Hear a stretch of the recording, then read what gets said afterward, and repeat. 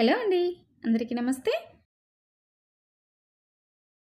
ఈరోజు మన ఛానల్లో బ్లౌజ్ యొక్క ఫ్రంట్ పార్ట్ అంటే క్రాస్ కటింగ్ అండి ఏ విధంగా కట్ చేసుకోవాలో ఈ వీడియోలో నేర్చుకుందాము.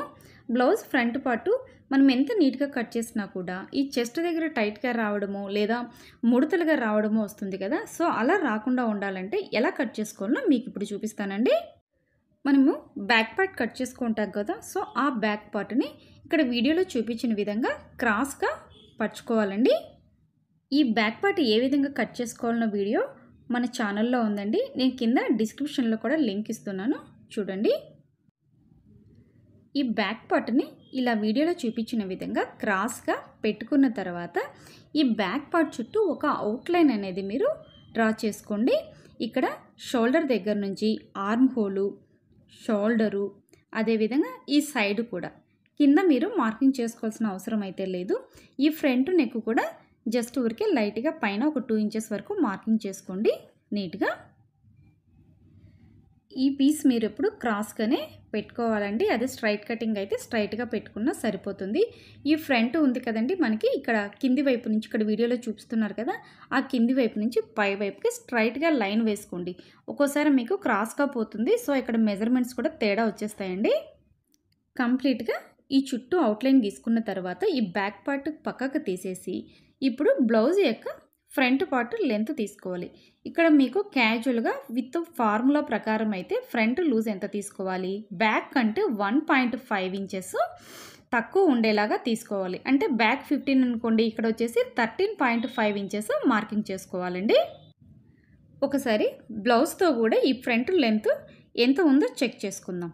ఈ పై వైపున షోల్డర్ దగ్గర కుట్ల దగ్గర నుంచి కింద మనకి ఈ ఫ్రంట్ డాట్ వేస్తాం కదా, మెయిన్ డాట్, ఆ డాట్ వరకు ఎంత ఉందో చెక్ చేసుకోండి. సో ఇక్కడ చూసారు కదండి, ఎగ్జాక్ట్గా 13.5 ఇంచెస్ వరకే వస్తుంది. సో మీరు ఈ ఫార్ములాతో కూడా ఫ్రంట్ పార్ట్ లెంత్ అనేది మార్జిన్ చేసుకోవచ్చండి. ఫ్రంట్ దగ్గర ఇలా లైన్ అనేది డ్రా చేసుకోండి, మార్కింగ్ చేసుకోండి. నెక్స్ట్ వచ్చేసి మనకి ఫ్రంట్ నెక్ లెంత్ ఎంత తీసుకోవాలంటే మీడియం సైజెస్ వాళ్ళకి 6 ఇంచెస్ సరిపోతుందండి. మరి చెస్ట్ ఎక్కువ ఉన్న వాళ్ళకైతే 6.7 ఇంచెస్ వరకు మీరు ఫ్రంట్ నెక్ లెంత్ తీసుకోవచ్చు. సో ఇక్కడ నేను 6 ఇంచెస్ దగ్గర తీసుకుంటున్నాను. చెస్ట్ తక్కువగా ఉన్న వాళ్ళకి 5 లేదా 5 ఇంచెస్ వరకు మీరు ఫ్రంట్ నెక్ అనేది తీసుకోవచ్చండి. ఇప్పుడు ఒక స్క్వేర్ లాగా ఫ్రంట్ నెక్ అనేది ఫస్ట్ మార్కింగ్ చేసుకొని అందులో నుంచి మీరు రౌండ్ అనేది డ్రా చేసుకోండి. బిగినర్స్ అయితే మీరు కష్టపడకుండా ఈజీగా నెక్ మార్కింగ్ అనేది చేసుకోవచ్చు అండి. సో ఇందులోంచి మీకు స్క్వేర్ నెక్ కానీ లేదా కార్నర్స్ నెక్ కానీ ఏదైనా నీట్గా డ్రా చేసుకోవచ్చు. నెక్స్ట్ ఇటువైపు చంకల్ లోతండి, ఈ సెంటర్లో ఒక 1/2 ఇంచు డౌన్కి మార్కింగ్ చేసుకొని ఆర్మ్ హోలు లోతు కూడా మార్కింగ్ చేసుకోవాలి. ఆర్మ్ హోల్ డీప్ తీసే ముందు మనకి ఇక్కడ ఎక్స్ట్రా మార్జిన్ ఉంది కదా 2 ఇంచెస్, దాన్ని వదిలేసి మన యాక్చువల్ చెస్ట్ లూజ్ ఎంత ఉందో అక్కడి వరకు మాత్రమే మీరు చంక డౌన్ అనేది లోతు తీసుకోవాలి అండి. ఈ విధంగా అనమాట.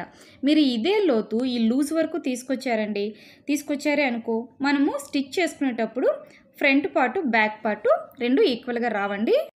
బ్లౌజ్ హుక్స్ పట్టి పార్ట్ తీసుకోండి. ఈ ఫ్రంట్ నెక్ పై వైపు నుంచి కింది వైపుకు కరెక్ట్గా 4 హుక్స్ వచ్చే చోట ఒక మార్కింగ్ పెట్టుకోవాలండి. నెక్స్ట్ బ్లౌజ్ని ఇక్కడ వీడియోలో చూపించిన విధంగా తీసుకోండి. ఈ ముందు వైపు నుంచి మనకు ఇక్కడ బ్లౌజ్ డాట్ వేసాం కదా, అక్కడికి ఒక మార్కింగ్ చేసుకోండి. మీకు టేప్తో కూడా చూపిస్తున్నాను. ఇక్కడ టేప్ వచ్చేసి 3 ఇంచెస్ అండి. సో 3 ఇంచెస్ దగ్గర మీరు ఒక మార్కింగ్ చేసుకోవాలి అండి. ఇప్పుడు ఈ పాయింట్ నుంచి మనం ఇందాక బ్లౌజ్ హుక్స్ పాయింట్ తీసుకున్నాం కదా, 4 హుక్స్ దగ్గర, అక్కడికి ఇక్కడ వీడియోలో చూపించినట్లుగా ఒక జస్ట్ చిన్న రౌండ్తో మార్కింగ్ చేసుకోవాలండి. అదే ఇటువైపు అంటే సైడ్ జాయింట్ వైపు కూడా 1 ఇంచు పైకి మార్కింగ్ చేసుకోవాలి. సో ఇంతే అండి, బ్లౌజు పర్ఫెక్ట్గా మనకి మార్కింగ్ చేసుకున్నాం కదా. సో నీట్గా ఈ మార్కింగ్స్ ప్రకారమే నీట్గా కట్ చేసుకోండి. స్మాల్ రిక్వెస్ట్ అండి, మీరు ఎవరైనా సరే ఈ ఛానల్ని ఫస్ట్ టైం విజిట్ చేసినట్లయితే సరిత మోడర్న్ ఛానల్ని సబ్స్క్రైబ్ చేసుకోండి. పక్కనున్న బెల్ ఐకాన్ని కూడా ఆన్ చేయండి. సో దీనివల్ల మీకు మన ఛానల్ అప్డేట్స్ ఎప్పటికప్పుడు నోటిఫికేషన్ రూపంలో వస్తూ ఉంటాయండి. మీకు ఏమైనా డౌట్స్ ఉంటే కింద కామెంట్ సెక్షన్లో అడగండి, తప్పకుండా నేను రిప్లై ఇస్తాను మీకు. సో నీట్గా మనం బ్లౌజ్ ఫ్రంట్ పార్ట్ కట్ చేసుకున్నాం కదండి. సో వీటికి ఇప్పుడు డాట్స్ అనేవి ఏ విధంగా మార్కింగ్ చేసుకోవాలన్నా కూడా చూపిస్తాను. ఫస్ట్ డాట్ మార్కింగ్ అండి. ఇక్కడ పైన షోల్డర్స్ రెండు ఈక్వల్గా పెట్టుకొని ఈ చివరి వైపు డౌన్కు ఉంది కదండి, ఇలా స్ట్రెచ్ చేసుకున్నారంటే ఈ సెంటర్లో వచ్చే మార్కే మీరు ఫస్ట్ డాట్గా మార్కింగ్ చేసుకోవాలి అండి.